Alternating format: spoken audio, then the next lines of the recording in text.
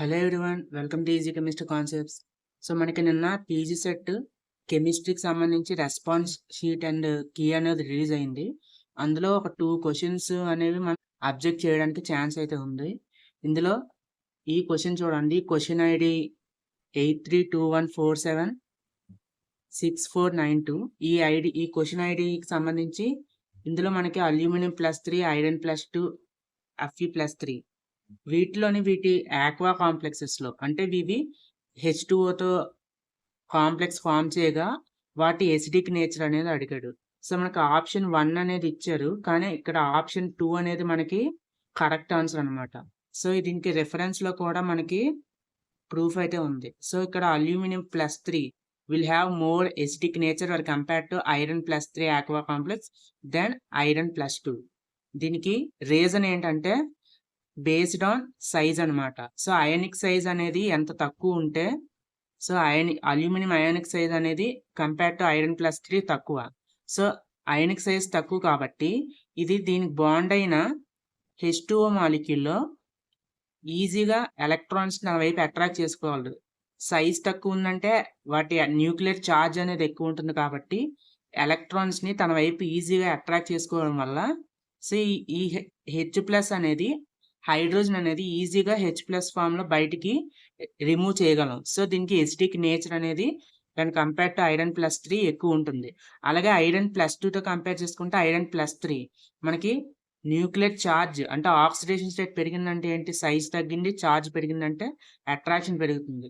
So option 2 అనేది దీనికి answer అనేది అవుతుంది.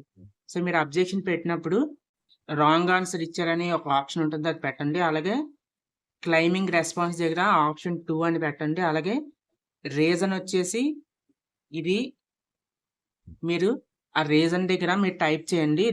దీనికి సంబంధించి మ్యాటర్ అనేది డిస్క్రిప్షన్లో మెన్షన్ చేశాను, దాన్ని అక్కడ కాపీ చేసి అక్కడ రీజన్ దగ్గర పేస్ట్ చేసేయండి. అలాగే ఇంకో క్వశ్చన్ చూసుకుంటే ఈ క్వశ్చన్ ఐడి 8321476451. ఇందులో మనకి డీహైడ్రేషన్ రియాక్షన్ ఇచ్చాడు.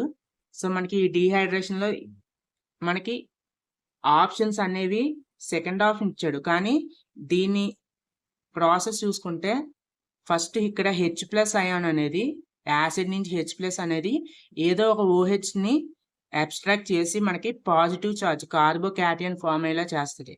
ఈ కార్బోకాటియన్ స్టేబుల్ కాదు కాబట్టి ఆఫ్టర్ రీఅరేంజ్మెంట్ మనకి పాజిటివ్ ఛార్జ్ అనేది ఈ పొజిషన్లో వస్తుంది.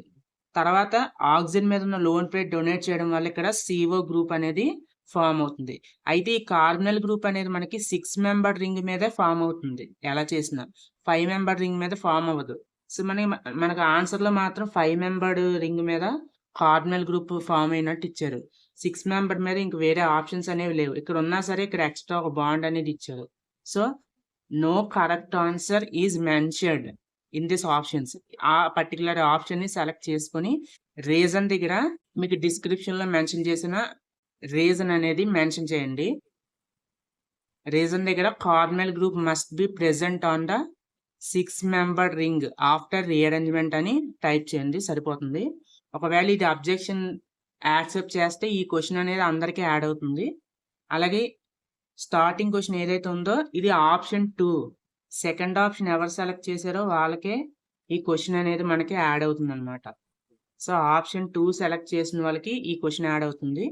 ఈ క్వశ్చన్ అనేది ఆప్షన్స్ అన్ని రాంగ్ ఇచ్చారు కాబట్టి అటెంప్ట్ చేసిన అందరికీ లేదా అటెంప్ట్ చేయలేని వాళ్ళ అందరికీ కూడా ఈ క్వశ్చన్ అనేది యాడ్ అవుతుంది.